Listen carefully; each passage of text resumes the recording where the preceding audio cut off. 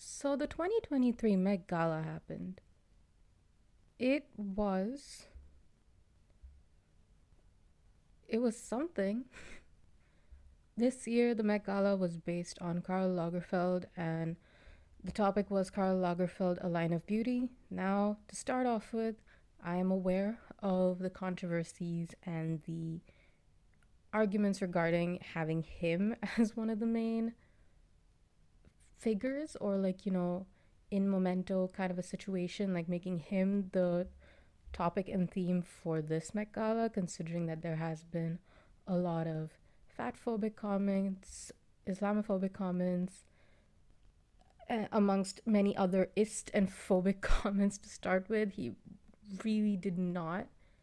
He was not really the most inclusive person, technically, from those comments alone, but he was a very close friend of Anna Wintour and was quite well connected within the industry. So I guess that's probably the reason they have decided to make him the theme of this year's Met Gala when, at least personally, I would have loved to see Vivienne Westwood or literally anyone else, considering there were so many really great designers that passed away in the past couple of years. So maybe an in memento kind of situation could have happened for all of those designers rather than one, because overall, at least in my opinion, the looks this year, well, first of all, let's start off with nothing can ever top off the Heavenly Bodies theme at kind of the camp one. Personally, the Heavenly Bodies was the peak season for me, and anything since then has kind of been downhill.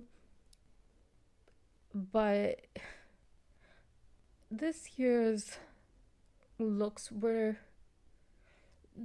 well, they weren't interesting, I'll give you that. I mean, they were all in homage of this designer and of Chanel, because he was the designer for Chanel for quite a while.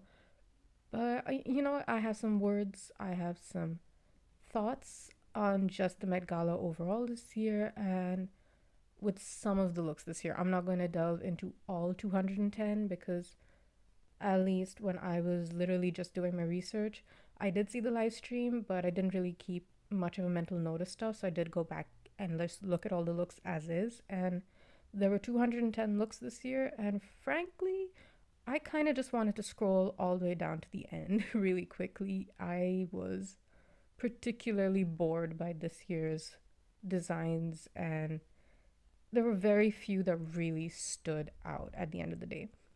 So let's just delve into some of the ones that I thought were great, some that I thought were me, and we'll see where it goes. So now, first off, wait, I'm gonna remove my glasses. This no, I can't. Okay, much better. Now I can see. Now, first off, we have well, okay, personally, the one that I liked the most was actually Doja Cat, who dressed as a cat, as Choupette, who was Karl Lagerfeld, who is or was, tenses are getting the best of me, but basically Choupette belonged to Karl Lagerfeld, although technically Choupette did not technically belong to Karl Lagerfeld initially. It belonged to a friend and he cat sitted, and then because he liked it so much, they gave the cat to him. But oh well, we're not delving into that. But I love the irony of Doja Cat dressing as a cat. This year she wore Oscar de la Renta, and it was kind of a really classy way of dressing as a cat compared to Jared Leto's version of dressing as Choupette, which was a little gimmicky in my opinion. It wasn't that great in his case, but really kind of, it's an elevated Choupette. Well, I mean, Choupette himself is probably elevated already, cats, but like Doja Cat obviously did the human equivalent of elevated. And I really like the design this time. It's a very sleek dress. I love the train. I like that it's a fitted dress. I like that she really committed and went with the prosthetic nose as well to make her look more cat-like. And then obviously all of the videos of her with her interview with Emma I Chamberlain mean, and meowing instead of wait, so who made it? words. I like that she stayed on brand for that. So that was one of my favorite moments personally. Other than that, we obviously have Anne Hathaway, who was wearing Versace, and Well, I like the Anne Hathaway renaissance that's happening because she really is an icon. I loved her movies growing up. Princess Diaries, Ella Enchanted, you get the idea. And genuinely, her outfit this time was actually kind of really cool. Obviously, they put her in tweed, which was one of the more iconic fabrics used for Chanel and by Karl Lagerfeld himself. And they have the little flowers that are iconic to Chanel. I believe they're called carmelias. And the carmelias are there right at the chest area. And I love the pearl and gold detailings. Obviously, the gold safety pins and stuff very reminiscent of Versace, but at the same time, they still managed to keep it very Chanel oriented. And yeah, they did in fact pay homage to Karl Lagerfeld in a way with that dress. Now, next up, Giselle Bunchen. I can never get her name right, but she did actually wear an old dress, an actual Chanel dress from the past, and I quite loved it. The original dress has a hood on top, and honestly, it would have been a little more iconic if she wore that.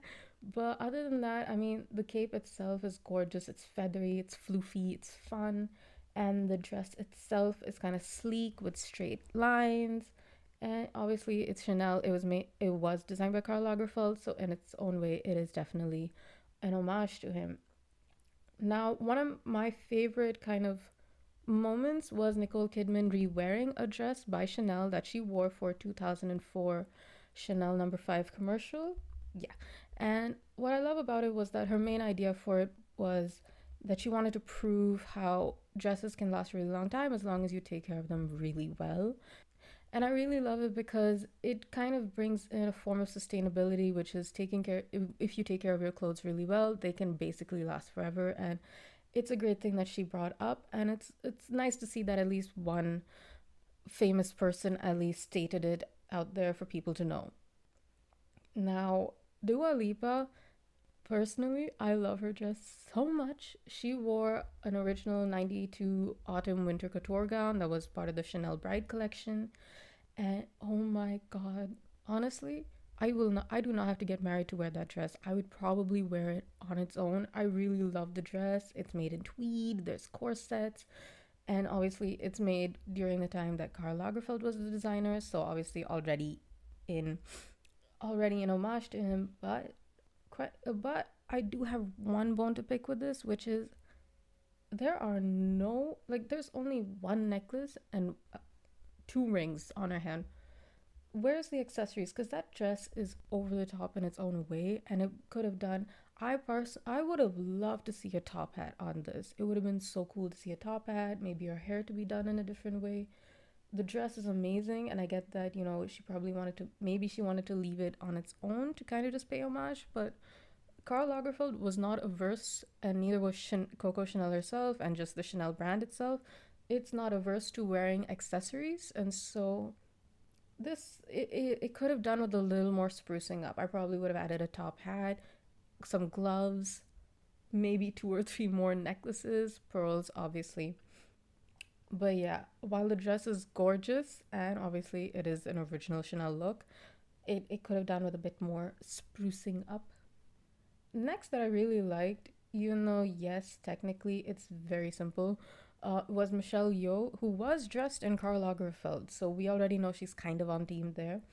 But I like that it's just simple, sleek. It's black and white. It kind of has, its own way of looking like a tuxedo, but it's not. I also love the floofy sheer sleeves. They're just so elegant in their own way, and she's such an elegant lady herself. So it was done. I love this. It's very simple, sleek, and kind of sticks to the Chanel way because Chanel herself wanted to make things a little more simple and elegant, and you just more comfortable. And this looks comfortable to me personally. I love the necklace she's wearing. The earrings are great. Again, this could have done with a hat. Next up is Sydney Sweeney, who wore Miu Miu. Now, normally plain new dresses aren't the best because, as you can, especially with this year's red carpet being beige.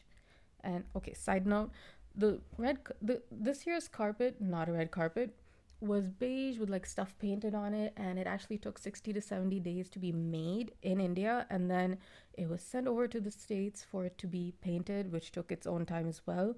And yes, I agree, the carpet does look pretty, but when you know that most of your designs are going to be black and white because it's Chanel's basic palette is black and white,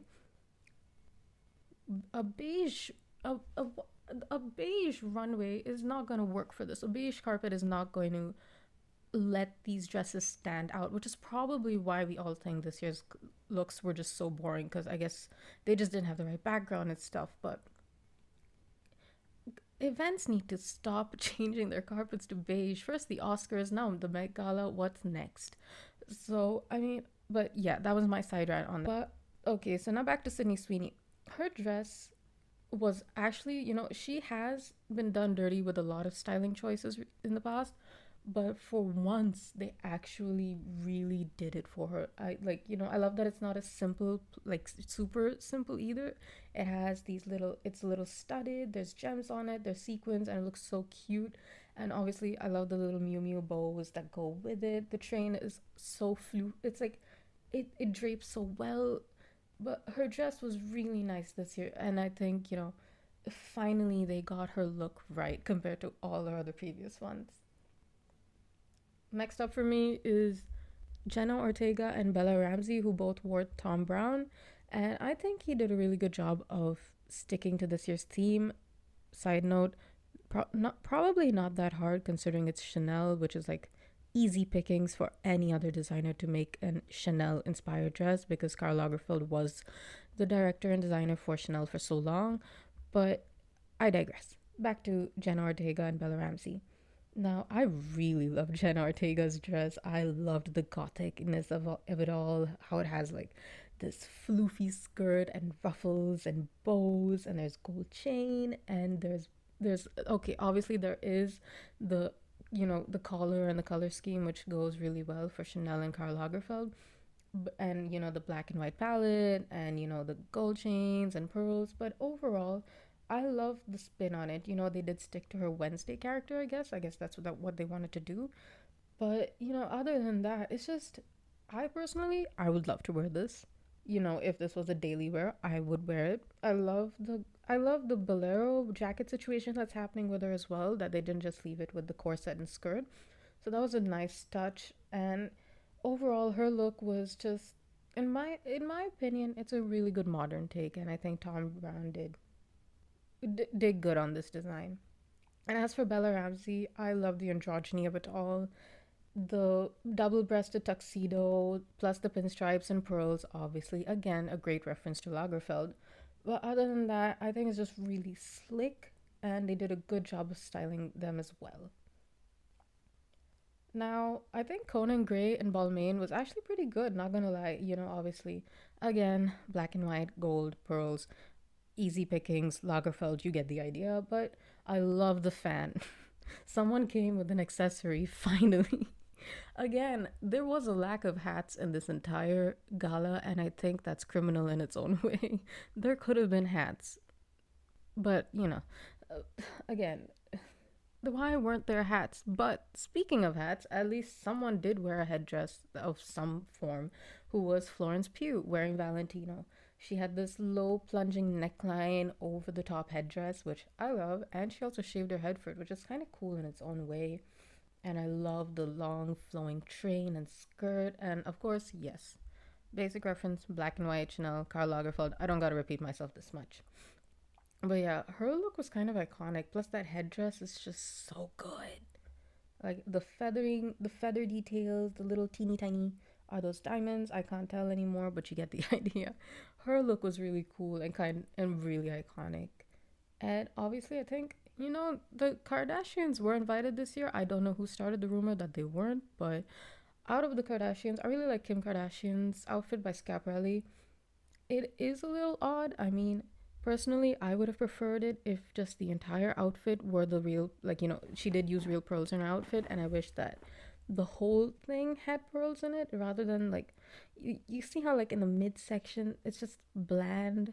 And, I think maybe it's a reference with her Skims line, but it kind of looks really boring.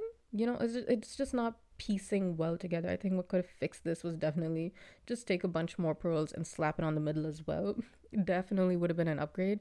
I think I would have put like black pearls or something, which would honestly be a really great contrast as well. But yeah, overall, I think like her look is fine. It's just that one section bugs me a bit. Now, I really loved Glenn Close in Erdem. She wore a custom Erdem gown. She came with them as well. And obviously, there's the pointed collar details, which were a reference to Lagerfeld's signature look. But the overall glamour of her dress definitely is reminiscent of a lot of his designs because his designs did, in fact, have a lot of glamour with it. And so her huge train and cape, and I love the massive necklaces on her because, again, one of the Chanel philosophies was bringing in costume jewelry and not making and just not making it tacky and just using it to adorn a woman instead, as it should be. And so I really love the over the topness of her outfit. It's so gorgeous in its own way. Next up, this is I'm mainly mentioning her because I love Daisy Jones in the Six, so the bias is already there. But Camilla Morone in Rodarte was it's just so sexy on its own. I love the lace top, especially. It's it's elegant, it's simple. Again, her outfit is pretty simple, I will say that, but it's sleek and elegant in its own way. Now, Ashley Graham's Harris Reed outfit was amazing. I think everyone in the fashion world is quite in love with it. There is a lot of drama. It has a lot of reference to like the mid 80s Chanel, and it's obviously in Chanel pink. Great reference, by the way. And personally, I think it's great that that Harris Reed was so happy that Ashley Graham was going to be wearing his clothes because an article that I will probably link if I find it, but they did in fact mention that they kind of wanted to create a Chanel design that was more body inclusive, and that was the whole point with Ashley Graham's outfit because I believe it had something to do with how Chanel has not really dressed people who, any larger than what is currently the main model measurements. So it was just really great to see that they tried to emulate a Chanel design on someone who was of a much larger size. And personally, she looks freaking gorgeous. I love how she looks. And the corset details. I love that the hip and the shoulders are balanced off in their own way. And then again, it's matched at the bottom, like the bottom half of the skirt. Now, we had Kristen Stewart, my crush for many a time, who basically made me realize that I was into women. She was dressed in Chanel. Obviously, she's been an ambassador for years now. And they have done her dirty a bit with a couple of stylings for the past years. But for once, this time they got it right. I like the androgyny. Again, like Bella Ramsey, there is a lot of androgyny in this, and it's not super feminine, but it's not super masculine either. And, it doesn't matter, but she looks so good in it. I love the whole look of it all. We have now the next one, which I really like because, as you know, I love anything that's super glitzy and glamoury and that definitely has embroidery or a lot of work in it. I definitely appreciate that. And that is Michaela Cole.